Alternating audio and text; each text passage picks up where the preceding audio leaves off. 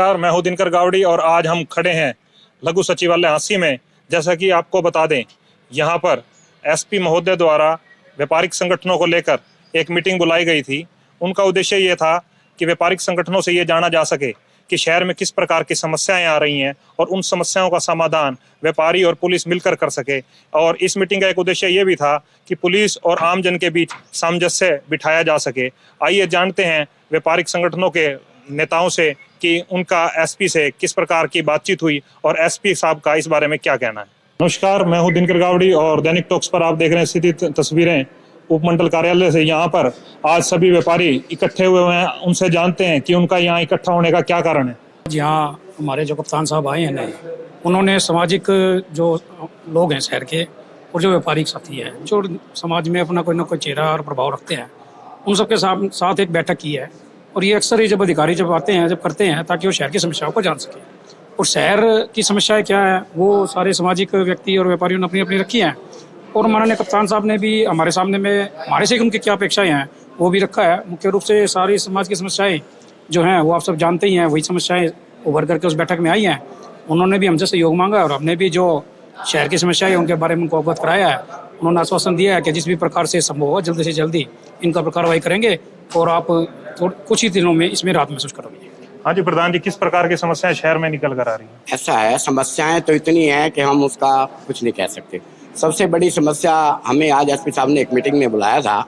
सब व्यापारियों की सबसे बड़ी समस्या ये थी कि हांसी के अंदर जानवरों की बहुत बड़ी समस्या है, बंदरों की बहुत बड़ी समस्या है और मतलब अतिक्रमण जो करते हैं इसकी, ये मेन 3 चीज़ें हैं।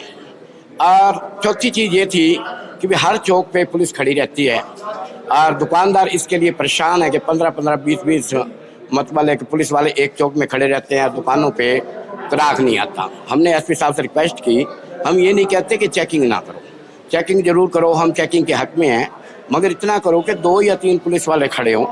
जब हमें शाम के टाइम में पुलिस की ज़रूरत होती है उस टाइम तो हमें पुलिस नहीं मिलती और दिन के टाइम में 15-15 पुलिस वाले खड़े रहते हैं, ये ठीक है।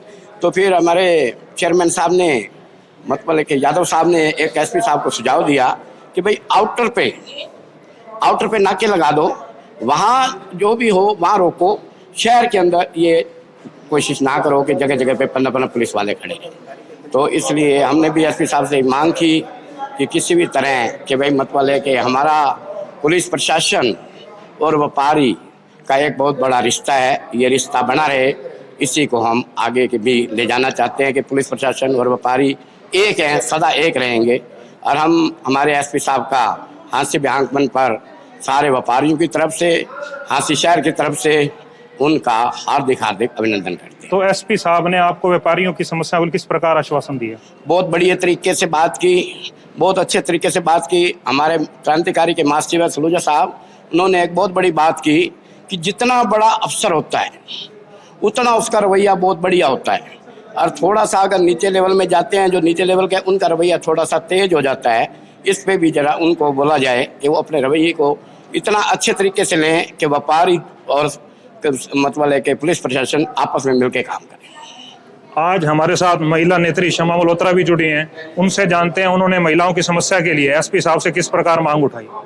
नमस्कार जी, सभी दर्शक को मेरा बहुत बहुत नमस्कार। हमने पहले तो एसपी सर का यहाँ आने पर बहुत बहुत धन्यवाद उनका कि आज उनकी पूरे हांसी का दामोदार अब उनके सर पे है कि कैसे उन्होंने संभालना है। यहाँ की जितनी समस्याएं थी सबने मिलके बताई उनको।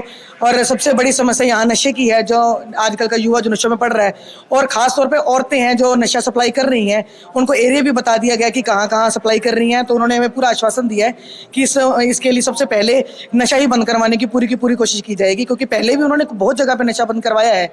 जहाँ जैसे ऑटो मार्केट थी, समाता मंदिर था, तो वो कह रहे हैं कि हाँ अब यहाँ पे, बाकी सही बात भी है कि यहाँ पे अब नहीं हो रहा, जो जगह बाकी रह गई हैं वहाँ वो पूरी कंट्रोल करने की कोशिश करेंगे। और इसके अलावा जो यहाँ पशुओं का इतना जो भरमार हुई पड़ी है पशुओं की, आवारा गौओं की, तो उनके लिए उन्होंने पूरा आश्वासन दिया है कि सबसे पहले ये भी खत्म करेंगे।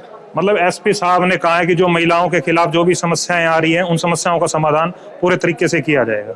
बिल्कुल जी, उन्होंने ये भी कहा है कि जहां भी आप लोगों की जरूरत पड़ेगी वहां आपको भी याद किया जाएगा। हमने भी उनको पूरा आश्वासन दिया है कि मैं महिला हूं, महिला के तौर पे भी कहा है कि जहां भी मेरी जरूरत पड़ेगी मैं उनके लिए हाजिर रहूंगी, मेरे हिस्से में जो भी काम आएगा मैं उनके लिए करने के लिए भी तैयार रहूंगी। धन्यवाद। और एसपी साहब ने ट्रैफिक व्यवस्था के सुचारू रूप से करने के लिए क्या बताया? क्या एसपी साहब ने कहा अभी बाजार में जो अतिक्रमण होता है दुकानदार भाइयों को भी थोड़ा कोऑपरेट करना चाहिए ताकि किसी को समस्या ना हो। जो स्कूल की बसें आती है, दोपहर का टाइम होता है, बसें धूप में, बच्चों का टाइम होता है, यानी कि काफ़ी अतिक्रमण हो जाता है जिसके कारण बच्चे लेट हो जाते हैं। एसपी साहब ने यही कहा प्यार से मान जो तो बहुत अच्छी बात है। जो तो कोई पुलिस वालों को शौक तो है नहीं चालान काटने का, यदि मजबूरी में उनको काटना भी पड़ता है तो वो व्यापार मंडल की भलाई के लिए भी है।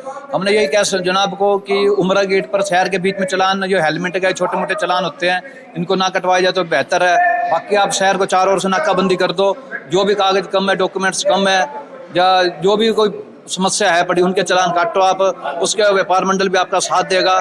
शहर के अंदर जो है पड़े ये हेलमेट छोटा मोटा जो होता है, सब्जी लेने कोई जा रहा है उसका चालान काट दिया, अभी हेलमेट नहीं है, कोई बिजली का बिल भरने जा रहा है वो काट दिया चालान, वो गलत है। एसपी साहब ने विश्वास दिलाया अभी कोई व्यापारियों को कोई तंगी नहीं होगी, कोई गलत काम नहीं होगा। समझता हूँ जो व्यापारियों को प्रतिमंडल ना होगी, जो पुलिस पब्लिक के जो लोग थे उनका एक संवाद था, क्योंकि एसपी साहब ने 20 दिन पहले ही हाँसी पुलिस के एसपी के रूप में ज्वाइन किया है, तो चाह रहे थे कि जो पब्लिक के लोग हैं उनसे मिलें, उनकी क्या क्या समस्याएं हैं उनके दृष्टि से शहर की या आसपास के क्षेत्र की, उसके लिए आज बैठक थी। और उसमें अनेक लोगों ने अलग अलग सुझाव रखे, ट्रैफिक की व्यवस्था में सुधार के लिए, अतिक्रमण के लिए, जो हमारे बेसहारा गायें हमारे रोडों पे हैं उनके लिए, और जो नशे की समस्या है उन सब के विषय पर माननीय एसपी साहब ने जो भी यहाँ प्रतिनिधि आए थे उन सब की बातों को सुना और उन्होंने आश्वासन दिया कि निश्चित रूप से जो सुझाव जनता ने दिए हैं उनको वो लागू करने का काम करेंगे, जो समस्या है उनको दूर करने का काम करेंगे। तो बड़े अच्छे माहौल में, बड़े अच्छे ढंग से ये बैठक हुई और उन्होंने ये आश्वासन भी दिया कि समय समय पर पुलिस इस तरह के कार्यक्रमों का आयोजन करती रहेगी और फिर भी अगर किसी को कोई शिकायत है, कोई समस्या है तो उनसे सीधे भी संपर्क कर सकते हैं।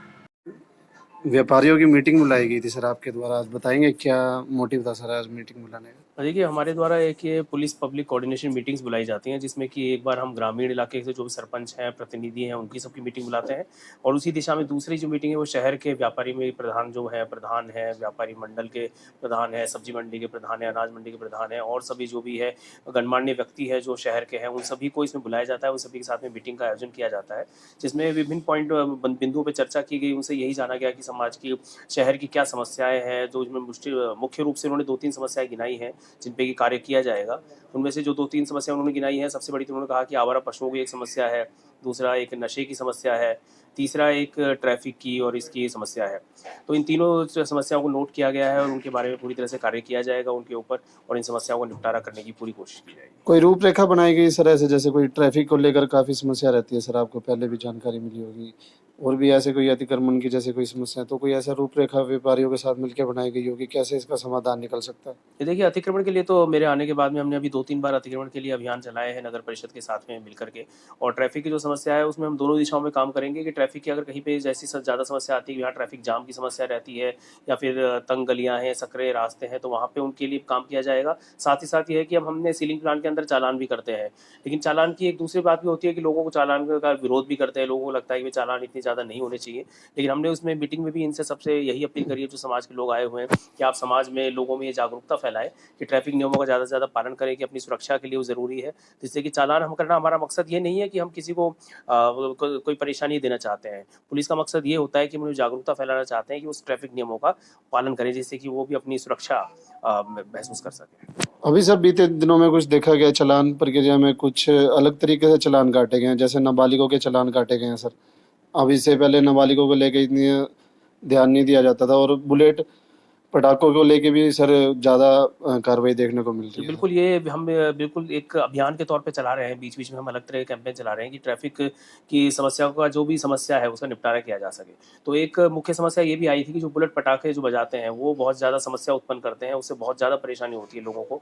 तो अभी पिछले 3-4 दिन के अंदर बुलेट पटाखा के काफ़ी ज़्यादा चालान किए गए और उनको इम्पाउंड भी किया गया है। साथ ही साथ कल हमने एक अंडर एज ड्राइविंग का चालान चलाया था, कि जिसमें एक कैंपेन चलाया था कि जो भी नाबालिग बच्चे हैं जो कि अगर बिना, क्योंकि नाबालिग है तो ऑब्वियसली उनके पास में कोई ड्राइविंग लाइसेंस नहीं होगा, कोई इस तरह के कागज़ नहीं होंगे और उसके बाद में वो गाड़ी चला रहे हैं या कोई व्हीकल चला रहे हैं, तो उनके चालान करने का मकसद भी यही है कि उनके अभिभावकों को ये संदेश दिया जाए कि भी आप अपने बच्चों को कोई व्हीकल चलाने की परमिशन ना दें जबकि आपका बच्चा नाबालिग है। वैसे सर इलेक्ट्रिक स्कूटी है, इसको लेके अभी तक कोई रजिस्ट्रेशन का प्रोसेस कम ही देखने को मिल रहा है, लेकिन बच्चे ये इलेक्ट्रिक स्कूटी बहुत चलाते हैं सर, ऐसा कोई होता है सर कि इलेक्ट्रिक इन पे स्कूटी पे भी या रोक हो, या बच्चों पे ऐसा कुछ हो कि भाई टीनेज ऐसा ये ना करें, या ऐसा लॉ में किसी?